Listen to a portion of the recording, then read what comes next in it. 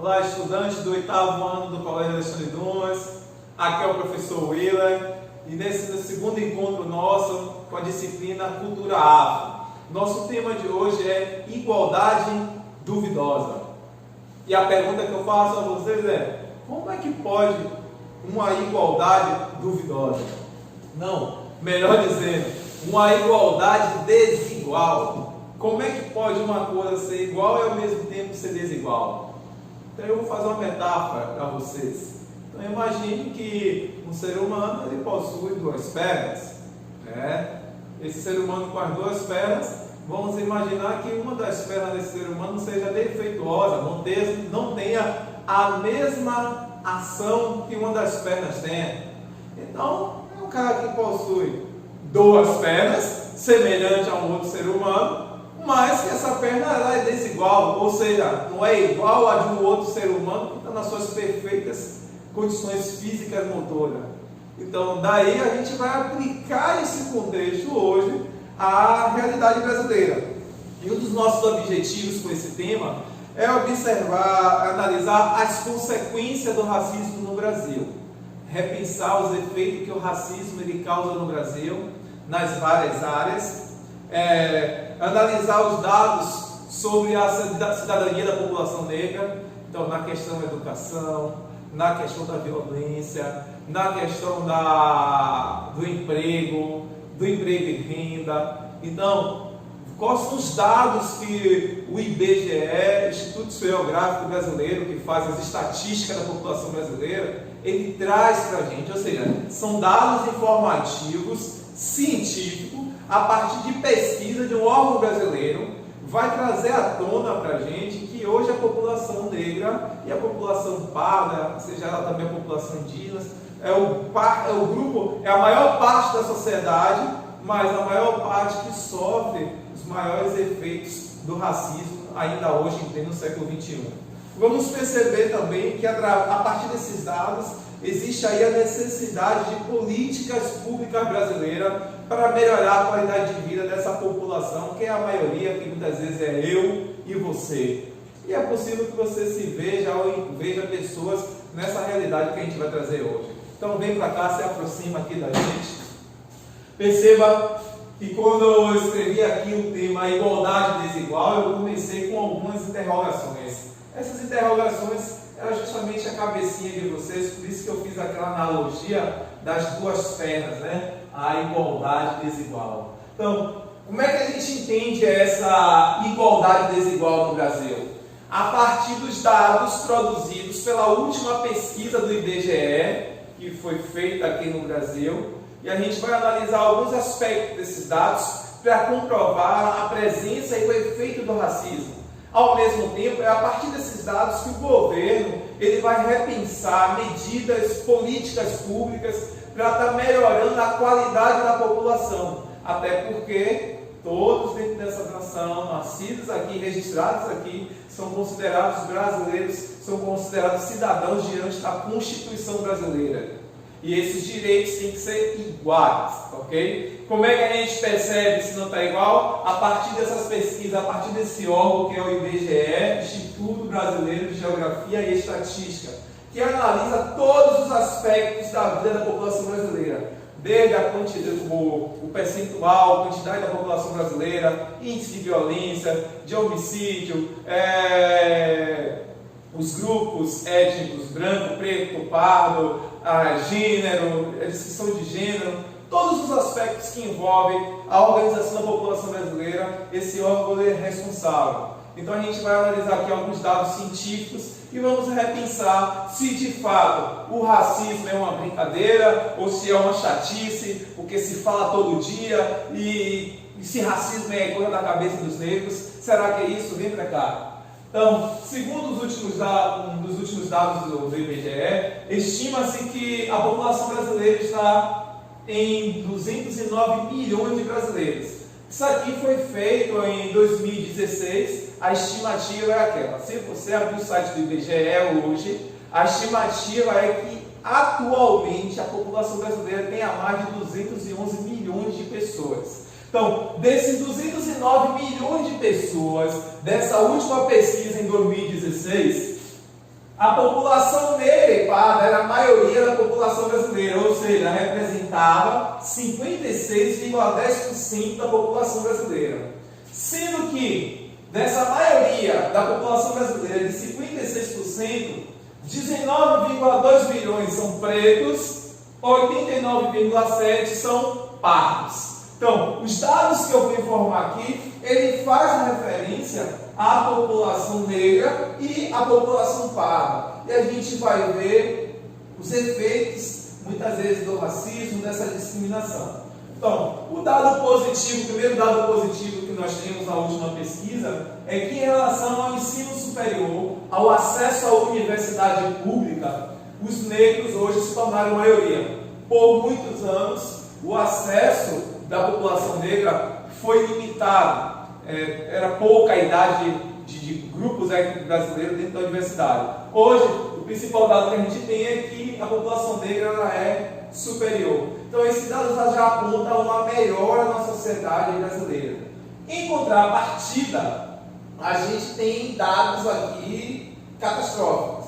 Então, por exemplo, o negro quase não ocupa cargos de liderança nem cargos políticos no Brasil. Ou seja, o negro ele pode ter a formação superior, o mestrado, o doutorado, o PhD, mas muitas vezes o que se percebe através de algumas pesquisas, através de relatos e testemunhos, é que o fato de ser negro impede ele de ocupar esse cargo de chefia. E isso a gente vê que é o puro efeito do racismo, a não aceitação daquele grupo. Ao mesmo tempo, quando a gente analisa os políticos brasileiros, quase que a gente não vê a presença de negro. E isso é um problema, não é que só tem que ter branco ou se há algum problema em não ter negro. Porque eu estou falando de uma população de 56%. E quase você não tem representantes na política, esse é um problema. Porque esses representantes políticos é que vão buscar direitos, reivindicar, criar leis, criar ações para melhorar a vida dessa população. Então, o dado do IBGE ele traz isso aqui. Outro dado interessante é que a média da renda da população negra estava em R$ 934. Já a população branca, a maioria da população branca, a renda mínima era 2 vezes a renda da população negra. E aí a gente faz aquela reflexão: por que isso? Será que o negro não gosta de trabalhar? Será que mais da metade da população brasileira não gosta de trabalhar? Ou não gosta de estudar? Então a gente vai vendo esse reflexo a partir dos dados que eu vou estar mostrando aqui. Então falou de renda, R$ 934. Para brancos, R$ 1.846. De todos os ricos da população brasileira, a gente vai ver aqui que 17,8% são negros e 34,2% brancos. Você vê que há sempre uma seção de distanciamento do branco para o negro, né? A informalidade. O que seria informalidade? Vendedor na rua, ser uma carteira encenada, ser um emprego fixo, que trabalha aí na feira, por exemplo, na rótula da feirinha, vendendo fruta, vendendo bala, vendendo qualquer coisa, que não seja de um emprego com carteira assinada, é chamado de informalidade. Então, o negro ele ocupa 48,3%. Olha a relação com o branco, 34,2%. Esse dado aqui é o pior. E isso comprova não só um distanciamento, mas essa desigualdade social, racial presente em nosso país. 60% da população carcerária. População carcerária é a população que está hoje detida nos presídios brasileiros. Então, 60% de todos os presos no Brasil, de toda a população de presos no Brasil, detentes, melhor dizendo, 60% são negros. E aí a gente passa novamente a refletir sobre essa situação. Será que o negro não gosta de estudar, não gosta de trabalhar? 76% dos mais pobres na população brasileira são negros. A maior parte dos desempregados e sem renda no Brasil encaixa a população negra. A gente tem aqui os maiores casos de vítimas de homicídio, os maiores casos de feminicídios também está relacionado à mulher negra. Então a gente percebe através desses dados do IBGE, colhido do IBGE, esse distanciamento. Talvez alguém esteja se perguntando aí, professor, mas deveria ser o branco ou o indígena que deveria estar nessa condição? Não é isso que eu estou querendo falar com você. Estou querendo falar para você que nós vivemos em uma democracia de direitos iguais e existe a necessidade de você dar o acesso igual. Por isso que a gente fala de uma educação voltada para a justiça, para a democracia, para a igualdade, para o respeito mútuo. Nós estamos falando de cidadãos brasileiros que deveriam ter a mesma condição de sobrevivência. E aí, através dessa busca, que cada um se destacasse. Agora, não dá para você dar o melhor acesso a um e o menor acesso a outro por causa da cor. Então, qual é a conclusão que a gente chega? A desigualdade social é marcada sim pelo racismo. A partir desses dados do IBGE, se comprova sim a presença, o racismo, ele está contribuindo para essa desigualdade social, ou seja, para essa exclusão social. Quando a gente fala dessa exclusão social, é quando pessoas não conseguem desfrutar dos seus direitos, ou seja, não conseguem praticar a sua cidadania, desde se manter na escola, desde concluir todo o seu estudo, de ter acesso a condições de saúde, de moradia digna, de saúde. Então, esses fatores contribuem sim para o acesso, para o desenvolvimento dessa população. E aí a gente pergunta, aonde está a nossa democracia? Ou seja, aonde estão os direitos iguais? A prática, a gente percebe que ela está muito distante. Ok? Daí, nós afirmamos que o Brasil ele vive uma democracia capenga. É a analogia que a gente fez no início, né? A igualdade desigual. Você não tem uma democracia de direitos iguais funcionando. Você tem direitos iguais para um determinado grupo. E para outro determinado grupo, esse direito ele é limitado. E esse direito é limitado pelo racismo. Porque se trata de um processo histórico.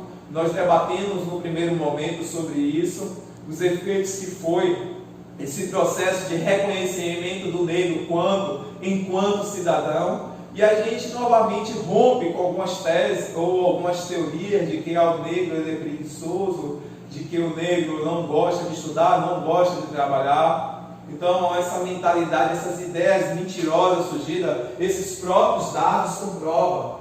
Porque uma população só se desenvolve se o Estado amparar através do cumprimento das leis. Então, agradeço a vocês, fiquem na paz e até um próximo momento. Um abraço.